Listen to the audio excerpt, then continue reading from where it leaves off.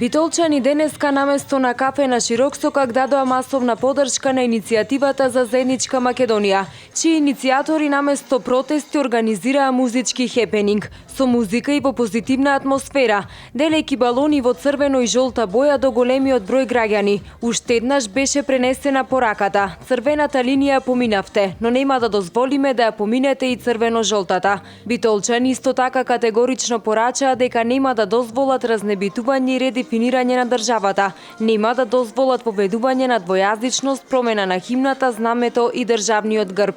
Инаку во Битола неколку дена река од народ од Магнолија преку Широксокак се упатуваше до музеот со цел да се спротивстави на политиките за загрозување на унитарноста на Република Македонија и да истакна дека сакаат самостојна и суверена Македонија, односно да дадат својата поддршка на иницијативата за заедничка Македонија. Организаторите информираа дека протестниот марш ќе продолжи повторно од понеделник.